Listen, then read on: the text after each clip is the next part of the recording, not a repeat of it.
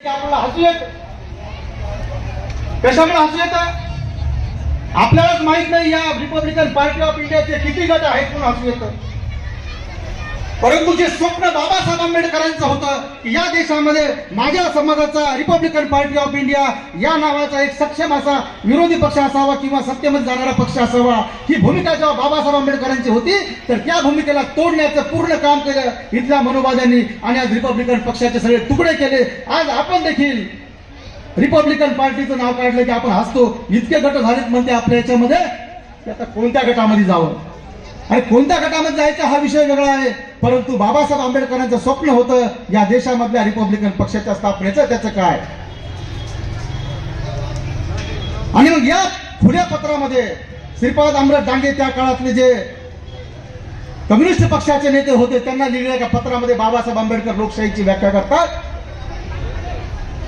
की लोकांच्या सामाजिक आणि आर्थिक जीवनामध्ये, एक लक्षात घ्या, अब्राहम लिंकनची व्याख्या काय होती, लोकांनी लोकांसाठी लोकांकरिता चालवलेलं राज्य म्हणजे लोकशाही. बरोबर आहे, त्यात काही चूक नाही.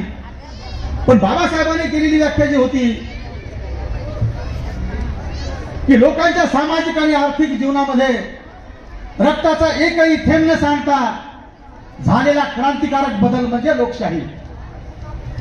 लोकांच्या सामाजिक आणि आर्थिक जीवनामध्ये रक्ताचा एकही थेंब न सांडता झालेला क्रांतिकारक बदल म्हणजे लोकशाही. आता लक्षात घ्या, बुद्धांनी या देशामध्ये क्रांती केली. क्रांती करताना शस्त्र हातात घेतलं का? नाही घेतलं. बाबासाहेबांनी तुम्हाला आम्हाला महाराष्ट्रातून बौद्ध केलं, बाबासाहेबांनी शस्त्र हातात घेतलं का? नाही केलं. मग बाबासाहेबांचं हे म्हणणं आहे की क्रांती शस्त्राशिवाय देखील होऊ शकते. पण जगामधले जे आतापर्यंतचे उदाहरण होते हे क्रांती म्हणजे सशस्त्र क्रांती, उठाव करण्याची क्रांती. परंतु बाबासाहेब आंबेडकरांनी ह्या दोन्ही संकल्पना खोडून काढल्या आणि क्रांती म्हणजे रक्ताचा एकही थेंब न सांडता केलेली सामाजिक परिवर्तन केलं. याच्यामध्ये कुठेही रक्ताचा एकही थेंब न सांडला आणि आपल्या सामाजिक आणि आर्थिक जीवनामध्ये जो बदल झाला म्हणजे बाबासाहेबांची तंतोतंत व्याख्या तुमच्या आमच्या बौद्ध होण्यामुळे पूर्ण झाली. आपल्या सामाजिक आणि आर्थिक जीवनामध्ये बदल झाला आणि हा बदल बाबासाहेबांची व्याख्या आपण कुठेही कुठल्याही पुस्तकामध्ये दिलेली नसते. मित्र हो, हे मित्र आपले लहान लहान विद्यार्थी आहेत, त्यांनी खूप छान भाषणं केली. हे भविष्यात जिंतूरचे वक्ते आहेत, हे खूप मोठे होणार आहेत. कारण यांच्यामध्ये जी डेअरिंग आहे ती आपल्यामध्ये लहानपणामध्ये आपण जेव्हा एवढे होतो तेव्हा नव्हती आपल्यामध्ये. ते आतापासून स्टेजवर चालले, स्टेजवर समोर बोलाय की यांचं भविष्य उज्ज्वल आहे असं तुम्हाला आज मी सांगतो. जिंतूरला पुढच्या काळामध्ये वक्त्यांची गरज नाही पडणार. आणि मग बाबासाहेब आंबेडकरांनी ह्याच पत्रामध्ये कोणत्याही देशामध्ये लोकशाही आहे का नाही कसं ओळखायचं याचे काही मुद्दे सांगितले. आपण काय म्हणतो, आज भारतात लोकशाहीच नाही राहिली. आता आपण मोघम म्हणतो, पण बाबासाहेबांनी काही 4-5 मुद्दे दिलेत. हे मुद्दे आपण तेव्हा दिलेत 1956 ला आणि ते आता आपल्याला लागू होतात का ते बघा. 1956 ला लोकशाही कशी असते आणि लोकशाही कशी नसते हे बाबासाहेब आंबेडकरांनी या रिपब्लिकन पार्टी ऑफ इंडियाच्या पक्ष स्थापनेच्या खुल्या पत्रामध्ये दिलेलं आहे. कधीही घरी जाऊन वाचा. 18 किंवा 19व्या खंडामध्ये हे सर्व खुले पत्र दशाला छापलेलं आहे. आणि बाबासाहेब आंबेडकर कोणत्याही देशामध्ये जर लोकशाही यशस्वी करायची असेल तर पहिला मुद्दा सांगतात की या देशामध्ये सक्षम असा विरोधी पक्ष असावा. सक्षम असा विरोधी पक्ष असावा. आता लक्षात घ्या, महाराष्ट्राचं उदाहरण घ्या तुम्ही. आजही महाराष्ट्राच्या विधान परिषदेमध्ये विरोधी पक्षाचा नेता नाही. देशाच्या संसदेमध्ये आज काँग्रेस हा एकमेव मोठा पक्ष आहे, त्याचे 100 खासदार आहेत. परंतु तरी देखील त्यांचं त्या ठिकाणी पाहिजे तेवढं वजन पडत नाही. सामाजिक चळवळीमध्ये सभागृहाच्या बाहेर ज्या चळवळी होतात त्या चळवळीतून सरकारवर कुठलाही दबाव पडत नाही. आणि म्हणून या देशामध्ये बाबासाहेब जर म्हणतात की या देशामध्ये जर सक्षम विरोधी पक्ष असेल तर या देशामध्ये लोकशाही असेल. मग आपण काय समजायचं, लोकशाही आहे का नाही हा प्रश्न तुमच्यावर सोडतो. दुसरा मुद्दा, बाबासाहेब आंबेडकर म्हणतात की अल्पसंख्याकांचे हक्क सुरक्षित राहिले पाहिजे. अल्पसंख्याकांना त्यांच्या रीतिरिवाजानुसार जगता आलं पाहिजे. आणि मग जेव्हा आपण म्हणतो की अल्पसंख्याक म्हणजे कोण, आपण बौद्ध लोक कधी कधी काय होते, आपण स्वतःलाच अल्पसंख्याक म्हणजे बहुसंख्याक समजतो, परंतु पूर्ण देशामध्ये आपण 1% आहोत. 140 कोटी लोकसंख्येमध्ये आपण 1 ते 1.25 कोटी लोकसंख्या आपली बुद्धांची आहे.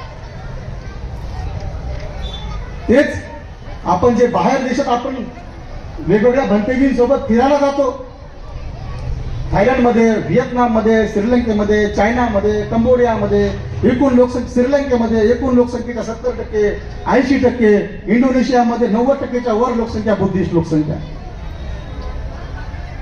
म्हणजे ज्या भारतामध्ये बुद्धाचं काम सुरू झालं, जिथं बुद्धाला ज्ञान प्राप्ती झाली, जिथं बुद्धाने सर्व देश फिरला, त्या ठिकाणी आज बौद्धांची संख्या 1%च्या जवळपास आहे. आणि ज्या देशामध्ये नंतरचे भंतेजी जाऊन त्यांनी प्रचार केला,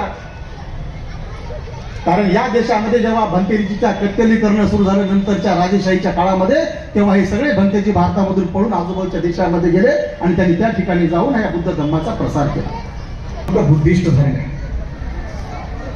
आणि म्हणून बाबासाहेब आंबेडकर काय म्हणतात, त्या काळामध्ये या देशामध्ये जर लोकशाही राबवायची असेल तर अल्पसंख्याकांचे हक्क सुरक्षित राहिले पाहिजे. आणि मला सांगा, मग एखादा नेता उठतो आणि म्हणतो या कार्यक्रमाला या दुकानातूनच कपडे घ्यायचे नाही, तर दुसऱ्या दुकानातून कपडे घ्यायचे नाही. म्हणजे हिंदूंनी हिंदूकडूनच खरेदी करायची, मुस्लिमांनी मुस्लिमाकडूनच खरेदी करायची, आणि बौद्धाची तर दुकानच नाही तर मार्केटला. तुम्हाला सांगतो साहेब, परभणी शहरामध्ये तुम्ही आत्ता जाऊन फिरून या, 1 कोटीच्या वर बॅनर लागेल, फक्त बॅनर, डिजिटल बॅनर. किती तुम्ही मोजा, एक बॅनर मोजा, 10,000ची किंमत एका बॅनर नाही. पूर्ण परभणीचे शहराचे जर बॅनर मोजले, 1 कोटीच्या वर बॅनर असतील. पूर्ण परभणीच्या बौद्धाने जर कपडे घेतले असतील तर 4 ते 5 कोटीचे कपडे असतील. पूर्ण परभणीच्या लोकांनी जर किराणा भरला असेल फराळ करण्यासाठी तर ती आणखी कोटीमध्ये असेल. आपल्यावर 10 कोटी 20 कोटी जर कमवत असतील तर यांचंही काम आहे शहरामध्ये बाबासाहेब आंबेडकरांच्या जयंतीचं एखादं बॅनर लावायचं. मग बघा ना, व्यापाऱ्यांनी कोणतं लावलं का बॅनर? तुम्ही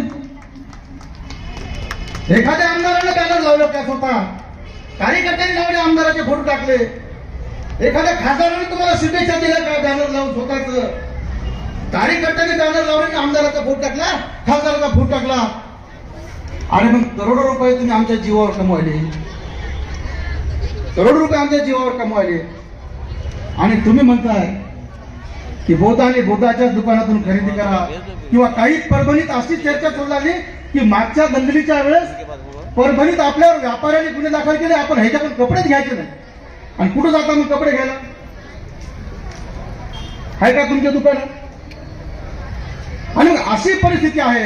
बाबासाहेब आंबेडकर म्हणतात की अल्पसंख्याकांचे हक्क सुरक्षित आहेत का? मधल्या काळात एक टूम आली होती, हे मटण खायचं नाही, ते मटण खायचं नाही, ते मटण खायचं नाही. अरे तुम्हाला अभिव्यक्ती स्वातंत्र्य दिलंय, तुम्हाला संविधानाने कसं राहायचं हे अधिकार दिला आहे. कोणी काय खायचं, कोणी काय. मला जर समजा तुरीचं वरण आवडत नसेल आणि तुम्हाला ते आवडत असेल तर तुम्ही सगळ्या जगाला सांगता तुरीचं वरण खाऊन. पण मला नाही आवडत, ढेकर येतात म्हणलं मी, तरी मला बळजबरी करायचं का? फक्त तुरीचं वरण नाव बदलले. आणि म्हणून मला सांगायचं की बाबासाहेब म्हणतात की ज्या देशामध्ये अल्पसंख्याकांचे हक्क सुरक्षित आहेत त्या देशामध्ये लोकशाही आहे. मग विचार करा, बौद्ध, ख्रिश्चन, जैन, शीख, मुस्लिम, पारशी हे अल्पसंख्याक धर्म आहेत या देशामध्ये. आहे का आपल्याला अधिकार? भंतेजींना प्रश्न विचारतो, भंतेजीला आता धर्मांतर करून घेण्याचा अधिकार राहिलाय का? समजा तुमच्यापैकी काही लोक या ठिकाणी मराठा असतील, मातंग असतील, चांभार असतील, कोणी असतील आणि ते इथं भंतेजीकडे आले आणि म्हणले भंतेजी मला आता दीक्षा द्या, मला आता उद्यापासून बौद्ध व्हायचं, हा अधिकार भंतेजीकडे राहिला नाही. महाराष्ट्र शासनाने कायदा आणला, धर्मांतर विरोधी कायदा. त्या कायद्यामध्ये असं स्पष्ट सांगितलं, एक किंवा एक पेक्षा जास्त व्यक्तीला धर्मांतर करायचं असेल तर त्यांनी अगोदर कलेक्टरची परवानगी घ्यायची. कलेक्टरला समजून सांगायचं, काय सांगायचं, मला फलाणे भंतेजी जिंतूरच्या ह्या बाबासाहेब आंबेडकरांच्या पुतळ्याजवळ असे विधी घेऊन मला धर्मांतराची दीक्षा देणार आहेत. त्या कार्यक्रमाला इतके लोक असणार आहेत आणि ही दीक्षा या सगळ्यांच्या समोर होणार आहे. कलेक्टरला अर्ज करायचा. अर्ज केल्यावर कलेक्टर जेव्हा तुम्हाला मंजुरी देईल त्याच्यानंतर तुम्हाला धर्मांतर सोहळे करण्याचा अधिकार राहिला. तुम्हाला माहित आहे 2006ला बाबासाहेब आंबेडकरांनी धर्मांतर केल्याच्या घटनेला 50 वर्षे पूर्ण झाली होती. आणि 50 वर्षे पूर्ण झाल्यावर या महाराष्ट्रामध्ये अनेक धर्मांतर झाली. बौद्ध धर्माकडे बौद्ध धर्म स्वीकारणाऱ्याचं प्रमाण खूप वाढलं. 2006ला नागपूरला खूप लोकांनी दीक्षा घेतली, इतर समाजातल्या लोकांनी. आता तुम्ही करून बघा, नाही तुमच्यावर कारवाई झाली तर बघा. जसं बालविवाह करताना भंतेजीपासून, स्वयंपाकापासून, लग्न लावणाऱ्यापासून, वराड्यापासून, नवरदेव नवरीचे आई वडील सगळ्यावर केस होती. तशा पद्धतीने जर याच्या पुढे बेकायदेशीरपणे धर्मांतर करण्याचा प्रयत्न केला तर त्या सगळ्यावर केस होणार आहे. धर्मांतर विरोधी विधेयक या देशामध्ये जेवढे बीजेपीचे राज्य आहेत त्या ठिकाणी हे कायदे अंमलात आले. हे काय चाललंय? कोणासाठी चाललंय? हे कोणता धर्म कोण सोडायलाय? हिंदू धर्म स्वीकारायला किती लोक आहेत? कधी पाहिलं? 10 बौद्धांनी धर्मांतर केलं, हिंदू मध्ये गेले, मुस्लिम मध्ये गेले, ख्रिश्चन मध्ये गेले, असं कधी ऐकलं? पण 10 मातंगांनी बौद्ध धर्म स्वीकारला, 10 ओबीसीने बौद्ध धर्म स्वीकारला, असं तुम्ही नेहमी ऐकता. मग ह्या कायद्याने कुणावर बंधन येणार आहे? जे बौद्ध होण्याची ज्यांची इच्छा आहे, ज्यांना वाटते की मी आता बाबासाहेब आंबेडकर आणि तथागत गौतम बुद्धाचे विचार ऐकून इथून पुढे धम्म स्वीकारावा, अशा लोकांवर बंधन येणार आहे. त्यामुळं इथून पुढच्या काळामध्ये धम्मवाढीसाठी आपल्याला आपल्याच लोकांमध्ये जाऊन धम्म वाढवावं लागेल. हे अनेक असे कायदे ज्याच्याबद्दल आजही समाजामध्ये खूप जास्त चर्चा नाही. आणि ज्यावेळेस तुम्ही एखादी घटना घडेल त्यावेळेस मग या कायद्याचा आपल्यावर असा जपू लावला जाईल. मग बाबासाहेब जर त्यावेळेस म्हणतात की जर अल्पसंख्याकांना आपल्या अधिकारानुसार, आपल्या हक्कानुसार राहता येत नसेल तर देशामध्ये लोकशाही नाही. बाबासाहेब तिसरं एक वाक्य म्हणतात की या देशामध्ये जनता ही जाणीव असलेली पाहिजे. जाणीव म्हणजे कशी? जागृत पाहिजे. जागृत म्हणजे कशी? इलेक्शनच्या आदल्या दिवशी ती जागृत नाही. जागृत जनता पाहिजे म्हणजे कशी पाहिजे? 12 महिने 24 घंटे जागृत पाहिजे समाजासाठी. परंतु या देशामध्ये लोकशाहीला सर्वात जास्त खतरा जर कोणाकडून असेल तर मी म्हणतो कोणता नेता संपवणार लोकशाही, कोणता पक्ष संपवणार लोकशाही, फक्त आपण जनता जी आहेत हीच बाबासाहेब आंबेडकरांनी दिलेली लोकशाही आपण संपवायला निघालेलो आहोत. स्पष्ट म्हणणे माझं. बघा तुम्ही आपल्या आजूबाजूला काय चाललंय. पैसे घेतल्याशिवाय मतदान करत नाही. कोण करत नाही? रात्र जागून काढते, कोण जागत नाही. दिवसा दुपारी मतदान सुरू झालं तरी दुपारपर्यंत मतदानापर्यंत कोण जात नाही. आणि तुम्ही म्हणता का मग मी लोकशाहीचा उद्धार करता आहे, लोकशाहीचा संरक्षक आहे? बिलकुल अधिकार नाही. ज्या व्यक्तीने आजपर्यंत इलेक्शनसाठी, मतदानासाठी पैसे घेतले त्याला बाबासाहेब आंबेडकरांचं आणि लोकशाहीचं नाव घ्यायचा अधिकार नाही. काही म्हणत कोणाचं असो, मी वैयक्तिक कोणाला बोलत नाही. आणि मग ज्याला वाटतंय की या देशामध्ये लोकशाही राहावी त्याने अगोदर मतदानासाठी पैसे घेणे बंद करावे. मतदानासाठी पैसे घेणे बंद करावे आणि मग लोकशाहीवर बोलावं. तुमच्या पाठीमागे जनता उभं राहील. आणि जर पैसे बी घ्यायचे, लोकशाही सुरक्षित राहिली पाहिजे असं जर द्विवार्ती वाक्यात जर आपण बोलत गेलो तर गल्लीतले लोक आधी आणतील, सगळ्यात अगोदर पैसे तुझ्याच घरी आलते, तूच वाटणारा होतास आणि तू आम्हाला लोकशाही सांगतो का? तर ही लोकशाही बिलकुल मान्य नाही. बाबासाहेब आंबेडकरांनी ही अपेक्षित लोकशाही नव्हती. धर्म आणि जातीचं प्राबल्य काय सांगितलं बाबासाहेब आंबेडकरांनी? शिका म्हणले. शिका, शिक्षण घ्या. खूप घेतलं शिक्षण. पहिल्या पिढीनं, दुसऱ्या पिढीनं, बाबासाहेबांच्या महापरिनिर्वाणानंतर पहिल्या, दुसऱ्या, तिसऱ्या पिढीनं खूप शिक्षण घेतलं. 4थी पास व्हायला देखील नोकऱ्या भेटल्या. आज शिक्षणाची काय अवस्था करून घेतली? आमचे साळवे सर बहुतेक त्यांचं आहेत शिक्षक आहेत, सावंत सर. शिक्षणाची अवस्था काय केली? नापासच करायचं नाही.